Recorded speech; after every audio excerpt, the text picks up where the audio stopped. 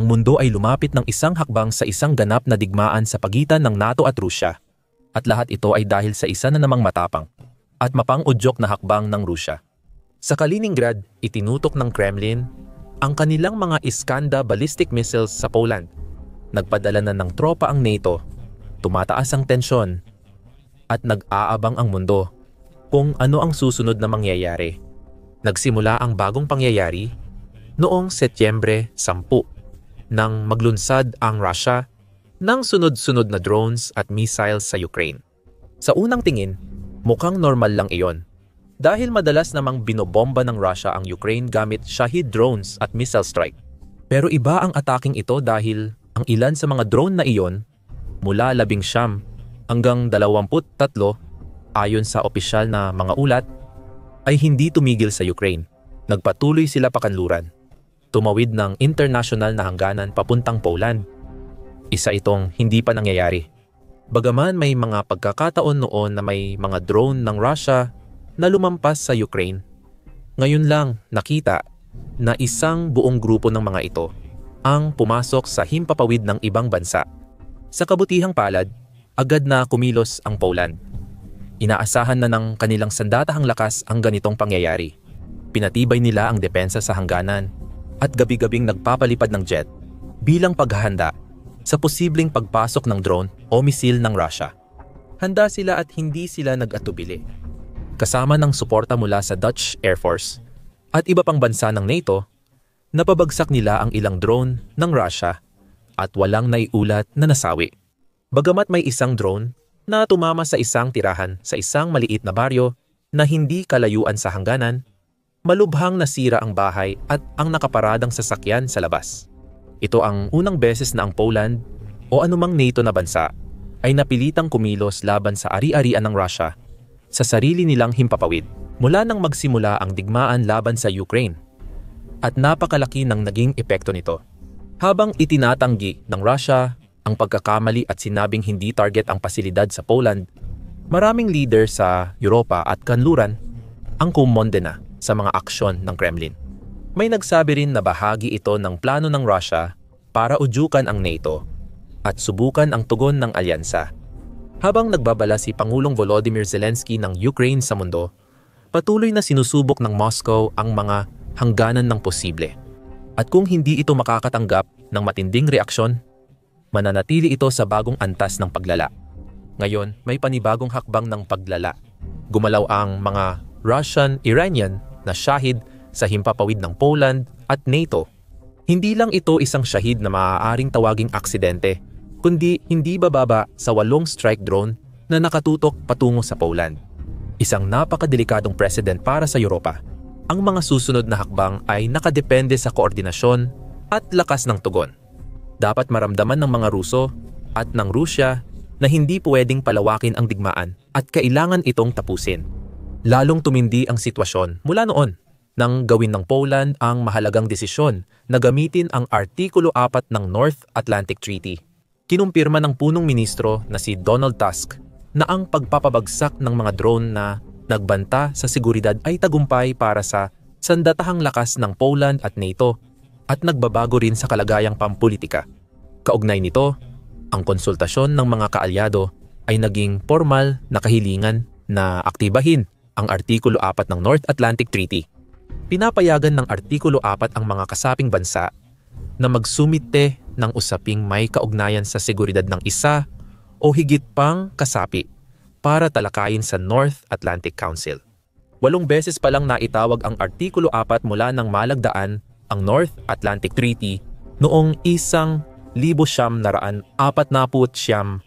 Ipinapakita nito kung gaano kaseryoso ang sitwasyong ito.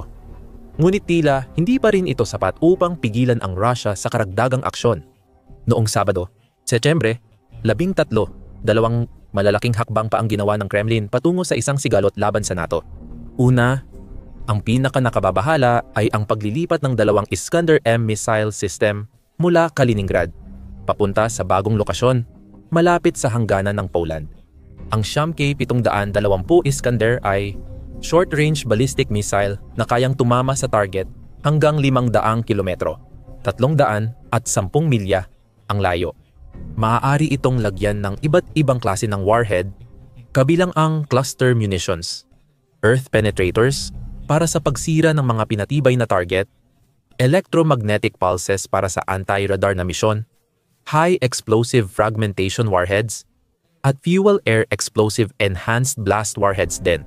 Dahil kaya nitong magdala ng nuclear warheads, isa ito sa pinakamaraming gamit at pinakamapanganib na armas ng Russia. Mayroon itong tatlong version, Iskanda-M, Iskanda-K at Iskanda-E. Ang Iskanda-M ang pinakakaraniwan at kayang umabot sa bilis na Mach 7 o higit 5,000 milya kada oras. Napakaliksi rin nito. Kaya nitong magsagawa ng mga maniobra sa ere upang makaiwas sa mga anti-ballistic interceptor missile habang papunta sa target. Samantala, ang Iskanda-K ay may pakpak at kayang magdala ng iba't ibang cruise missile, habang ang Iskanda-E ay modelo para sa export.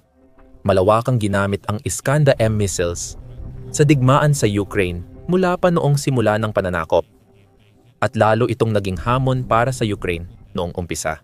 Noon pa, nakahanap na ang Kiev ng paraan laban sa Iskander. Sikat dahil naibaba niya ang 11 sa mga ito sa isang araw noong 2023. Kahit may modernong depensa sa himpapawid, hindi pa rin napipigilan ng Ukraine ang lahat. Kaya't nagdulot ng malaking pinsala ang mga Iskander na misil sa iba't ibang bahagi ng bansa. Halimbawa, sinira nila ang isang HIMARS rocket launcher na ibinigay ng United States noong Marso 2000 at 24 pati na rin ang ilang German M-900 at isa missile launchers malapit sa lungsod ng Pokrovsk sa Donetsk. Hindi nagtagal pagkatapos noon, sumabog din ng mga Iskander na misil ang mga helicopter ng Ukraine, pati na rin ang mga fighter jet. Noong Pebrero, sinabi ng Russian Ministry of Defense na ginamit nila ang Iskander para sirain ang mahigit 1,000 at 400 high-value targets sa Ukraine. Madalas magpalabis o mag-imbento ng pahayag ang mga opisyal ng Russia para sa sarili nilang interes. Hindi natin dapat agad tanggapin ang bilang na ito, pero maraming ulat na tinamaan ng Iskander ang mga estruktura at ari-arian sa buong Ukraine. Walang duda, isa ito sa pinakamagagaling na misil ng Russia at patuloy pa nilang pinaparami ang produksyon nito. Ayon sa ulat, tinaasan ng Kremlin ang produksyon ng 66% noong nakaraang taon at kaya nilang gumawa ng 60 hanggang 70 Iskander-M ballistic missiles kada buwan, patay 10 to 15 hypersonic Kinzhal missiles. Ang mga missile na malapit sa Poland ay malaking dahilan ng pag-aalala.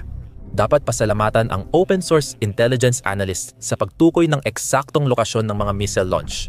Para maging mas eksakto, ito ay ang Cyber Boroshno Analyst Group na gumawa rin ng maraming mahahalagang tuklas at ulat sa buong panahon ng digmaan na siyang nag-localize nito. Ang Iskanda ay inilulunsad sa rehiyon ng Kaliningrad ng Rusya na nasa isang estratehikong lokasyon para sa Kremlin sa pagitan ng Poland at Lithuania na may mahabang baybayin na nakaharap sa Baltic Sea. Nagbahagi ang analyst group sa Telegram ng natuklasan nilang mga Ruso na nagvi-video ng Iskanda missile system sa E28 highway na nag-uugnay sa Berlin at Minsk, hilaga ng Kudryavtsevo, Kaliningrad. Ibinahagi pa ng grupo ang eksaktong koordinato kung saan matatagpuan ang mga paglulunsad. 5-4 na 6 na 4 na 5 na 1 na 2 na 1 na 4 na 2 na 1 na 3 na 7 na 8 na 5 na 6 na 6 na 6. Pinaka nakababahala sa post nila ang paliwanag kung gaano karaming kalapit na bansang Europeo at NATO ang abot na ng mga sistemang iyon. 6 na bansang NATO ang sakop ng kanilang radius ng aksyon: Poland, Lithuania, Latvia, Estonia, Sweden at Germany. Mas particular, isang mapa ng rehiyon na nagpapakita ng tinatayang saklaw ng mga Iskanda missile ang nagpapakita na maaari itong epektibong gamitin upang tamaan ang kahit saan sa Lithuania, kabilang ang kabisera nitong Vilnius, pati na rin kahit saan sa Latvia, kabilang ang kabisera nitong Riga. Malaking bahagi ng Estonia, mga 1/4 ng kabuuang lugar ng bansa, ay sakop din ng saklaw. Gayon din ang karamihan ng Poland, kabilang ang Warsaw. Maliliit na bahagi lang ng Sweden at Germany ang pasok sa radius ng Iskanda. Pero ang mga kabisera nilang Stockholm at Berlin ay halos 62 milya na lang mula sa target. Ang mas nakakabahala pa rito ay hindi lubos na makumpirma ang eksaktong saklaw ng Iskander. At maaaring mas malayo pa ito kaysa inaasahan. May mga usap-usapan tungkol sa isang bago at pinahusay na bersyon ng Iskanda na nilagyan ng solid fuel engine na magpapahintulot dito na maglakbay ng mas malalayong distansya, posibleng umabot ng hanggang 600 at 20 milya. Kaunti lang ang nalalaman tungkol dito at wala pang opisyal na kumpirmasyon mula sa Rusya kung nagtatrabaho nga ba sila sa ganitong uri ng misail o kung baka nagawa at nasubukan na nila ito. Kung meron silang ganitong misail na kayang iputok mula Kaliningrad, mas maraming target ng NATO ang maaabot. Halimbawa, maaari nitong tamaan ang mga lugar sa Germany, Austria, Czechia, Hungary, Slovakia, Romania, Slovenia, Croatia, Serbia, at Netherlands. Pati na rin ang iba pang mga bansa. Ang mga kasami missiles na nakita sa Kaliningrad sa ngayon, gayunpaman, ay mukhang karaniwang Iskanda MS at isang open source na video na kumakalat online ang nagbunyag ng lokasyon. Ganito kabold ang Kremlin dahil kasalukuyan nitong isinasagawa ang Zapad 2025 military exercises kasama ang kaalyadong Belarus. Ang mga ehersisyo na may mga kinatawan mula sa iba't ibang bansa ay karamihang gagawin sa mga base sa paligid ng Belarus, ngunit may aktibidad din sa Kaliningrad. Matagal nang may pangamba ang mga opisyal ng European Union at NATO na maaaring hindi lang basta military training exercise ang Zapad 2025. Maaaring gamitin ng Russia ang pagkakataong ito para magpataw ng presyon sa silangan o palalain ang tensyon ng labanan. Isinara ng Poland ang mga hangganan nito sa Belarus. Habang tumatagal ang kaganapan, isinara ng Lithuania ang himpapawid nito malapit sa Belarus. At ganoon din ang ginawa ng Latvia. Pero may ilang malalaking missile system ng Russia na 21 milya lang mula sa Poland border, nananatiling maingat at alerto ang Europa. At hindi gumagawa ng kahit anong hakbang ang Russia para mapawi ang takot ng kontinente. Isang pangalawang insidente noong Setyembre 13 ang muling nagdulot ng takot sa rehiyon nang muling pumasok ang isa pang Russian drone sa himpapawid ng isang bansa ng NATO. Sa pagkakataong ito, Romania naman ang nakakita ng Russian drone na tumawid sa kanilang hangganan at napilitang gumawa ng mga hakbang para sa depensa. Isang pahayag mula sa Ministry ng Depensa ng bansa ang nagpaliwanag na isang Russian Geron model drone ang pumasok sa kanilang himpapawid at nanatili doon ng halos 50 minuto. Dumaan ito sa ilang bayan bago bumalik sa hangganan at pumasok sa Ukraine. Bilang tugon, nagpadala ang Romania ng 2 F-16 na sumubaybay sa drone hanggang mawala ito sa radar. Tumulong din ang Alemanya sa misyong ito. Nagpadala sila ng 2 Eurofighter Typhoon para tumulong. Hindi naging banta ang drone sa mga tao ng Romania at umalis itong walang pinsala. Ang presensya nito ay dahilan ng pag-aalala. Lalo na't kasunod lang ito ng insidente ng drone na pumasok sa Poland. Parang muli na namang sinusubukan ng Kremlin ang NATO, tinitingnan at sinusubok kung anong reaksyon ang makukuha nila para masukat ang lakas at bilis ng tugon ng alyansa.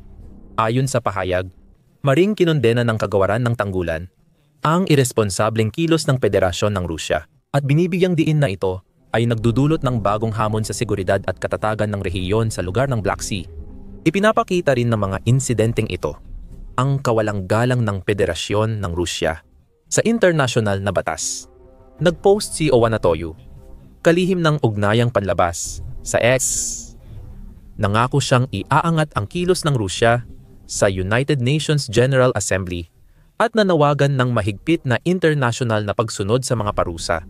Si Kaja Kallas, pangalawang pangulo ng European Commission at mataas na kinatawan ng European Union para sa ugnayang panlabas at patakaran sa seguridad, ay nagpost din sa X. Kinokondena ang mga kilos ng Rusya. Ang muling paglabag ng mga drone ng Rusya sa himpapawid ng Romania ay hindi katanggap-tanggap at lumalabag sa soberanya ng isang European Union member state. Ang patuloy na walang ingat na paglala na ito ay nagbabanta sa seguridad ng rehiyon. Kaisa kami ng Romania. Nakikipag-ugnayan din ako sa pamahalaan ng Romania. Noong nakaraang linggo, ilang bansa ng NATO ang sinalakay ng mga drone ng Russia sa kanilang hangganan. Ipinakita ng Russia ang mga estratehikong missile system na kayang tumama sa mga kabisera at pangunahing lungsod sa Europa anumang oras. Sa kabutihang palad, hindi lang basta nanonood at walang ginagawa ang NATO habang lumalala ang sitwasyon sa paligid nito. Kumikilos ito bilang direktang tugon sa paggamit ng Poland ng Artikulo 4 ng North Atlantic Treaty. Inanunsyo ang operasyon, Silangang Bantay noong Setyembre 12. Lalahok sa operasyong ito ang mga puwersang militar ng iba't ibang bansa ng NATO tulad ng Denmark, Pransya, Alemanya at nagkakaisang kaharian. At ito ay isang direktang tugon sa pabaya at agresibong mga kilos ng Rusya. Kumpirmado ito ng kalihim general ng NATO, Mark Rutte, na nagsabi, bagamat ito ang pinakamalaking pagtitipon ng mga paglabag sa himpapawid ng NATO na nakita natin, ang nangyari noong Miyerkules ay hindi isang hiwalay na insidente. Ang kawalang ingat ng Rusya sa himpapawid sa silangang bahagi natin ay lalo pang dumadalas. Nakita natin ang mga drone na lumabag sa ating himpapawid sa Romania, Estonia, Latvia at Lithuania. Sinadya man o hindi, ito ay mapanganib at hindi katanggap-tanggap. Ipinahayag ng mga kaalyado ang buong pakikiisa sa Poland at kinondena ang walang ingat na kilos ng Rusya upang matiyak na handa tayong ipagtanggol ang bawat pulgada ng teritoryo ng mga kaalyado. Itinatag natin ang Baltic Sentry ngayong taon para tumulong magbantay ng mahahalagang infrastruktura laban sa walang ingat na kilos sa Baltic Sea. At ngayon, narito kami ni General Genkovich upang ianunsyo na ilulunsad ng NATO ang Eastern Sentry upang lalo pang palakasin ang ating posisyon sa silangang bahagi ng ating depensa. Ito ang dahilan kaya may 4 tayong Atlant na puwersa sa 8 bansa. Sa tulong ng bawat kaalyado na sumusuporta sa mga contingent na ito, at may mga plano na palakihin pa ang ating presensya kung kinakailangan. Nagsimula na ang operasyon at iba't ibang bansang kaalyado ang nag-anunsyo ng kani-kanilang ambag. Magbibigay ang Denmark ng 2 F-16 fighter jets at isang anti-air warfare frigate. Ang Pransya ay magpapadala ng 3 Rafale jets at ang Alemanya ay mag-aambag ng 4 na Eurofighter. Ayon sa pahayag ng NATO, mabilis na susubukan at ipapatupad ang mga bagong teknolohiya, lalo na sa anti-drone warfare, gamit ang mga counter-drone sensors at sandata para agad matukoy, masubaybayan, at mapabagsak ang mga drone sa pagpasok nila sa saklaw. Nangako rin ang Netherlands at Czechia na magpapadala ng mga depensa sa Poland. Tumatanggap din ang Lithuania ng suporta mula sa Germany para maagapan at tumugon sa posibleng pag-atake ng Russia sa kanilang himpapawid. Ayon sa United Kingdom, nakatuon sila sa layunin ngunit wala pang detalyeng inianunsyo kung anong suporta ang ibibigay. Nagpahayag si United States Ambassador sa United Nations Dorothy Shea ng suporta ng Amerika, aniya. Nananatili ang Estados Unidos kasama ang mga kaalyado sa NATO sa gitna ng mga paglabag sa himpapawid na ito. At makakaasa kayo, ipagtatanggol namin ang bawat pulgada ng teritoryo ng NATO. Ngunit hindi lang iyon. Nakatakdang magpadala ang NATO ng mga sundalo mismo sa Poland. Sa isang hakbang na inaprubahan ng Pangulo ng Poland, si Karl Nawacki, noong Setyembre 14 nag-tweet ang National Security Bureau ng Poland, Biuro Bezpieczeństwa Narodowego, para kumpirmahin ang balita. Nilagdaan ng Pangulo ng Republika ng Poland, si Karl Nawacki, ang isang resolusyon na nagpapahayag ng pahintulot sa pananatili sa teritoryo ng Republika ng Poland ng isang bahagi ng mga dayuhang tropa mula sa mga bansang kasapi ng North Atlantic Treaty Organization bilang dagdag lakas para sa Republika ng Poland bilang bahagi ng Operation Eastern Sentry. Walang ibinigay na karagdagang detalye ang pahayag, kaya hindi pa malinaw kung ilang tropa ang maaaring ipadala o kung aling mga kaalyado ang magmumula sa kanila. Isang bagay ang tiyak. Seryoso ang NATO sa Operation Eastern Sentry. Ayon kay Ministro ng Depensa ng Poland Władysław Kosiniak-Kamysz, ito'y matibay at malinaw na tugon ng NATO sa agresyon ng Russia. Sinabi rin ng ministro na ang Eastern Sentry ay nakatakdang maging isang napakaseryosong operasyon marahil isa sa pinakamalalaki sa kasaysayan ng NATO. Habang ipinapakita ng Russia ang kanilang missile system at sinusubok ang tibay ng NATO, tumutugon ang alyansa sa pamamagitan ng seryosong pagpapakita ng lakas. Dahil sa jet, sundalo, at anti-drone system na nagbabantay sa hangganan ng Poland at karatig bansa sa Russia, maaaring muling pag-isipan ng Kremlin ang kanilang estratehiya.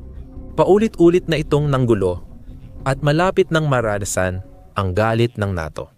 Kung may pumasok pang drone ng Russia sa Ukraine, malamang pababagsakin agad ito. At kung magpapatuloy ang Kremlin sa ganitong pabaya at magulong kilos, maaaring lumala pa ng husto ang sitwasyon. Kahit gustong magyabang ni Vladimir Putin, presidente ng Russia, tungkol sa lakas militar ng kanilang bansa at magbanta at maglabas ng mga pahayag tungkol sa maaaring niyang gawin kung kikilos ang mga puwersa ng NATO laban sa kanya. Ang totoo, ang pinagsamang lakas ng mga kaalyado ng NATO ay mas higit pa kaysa sa lakas ng Russia. Sa totoo lang, nahihirapan pa rin ang Kremlin na makakuha ng tagumpay sa Ukraine. Kaya kakaunti lang ang pag-asa nilang manalo sa isang malawakang labanan laban sa kanluraning mundo. Tuklasin natin kung paano pinapalakas ng mga bansang Europeo malapit sa Russia ang kanilang depensa bilang paghahanda sa posibleng labanan. Sa aming kamakailang video na tumutok sa ambisyoso at kakaibang bagong mga kuta sa hangganan ng Lithuania. Para maintindihan ang tindi ng digmaan sa Russia, panoorin ang aming video tungkol sa mga sundalong Ruso na sinasaktan ang sarili para makaiwas sa labanan at makatanggap ng pera mula sa gobyerno. Huwag kalimutang mag-subscribe sa aming channel para lagi kang updated sa mga kaganapan sa Europa at iba pang lugar.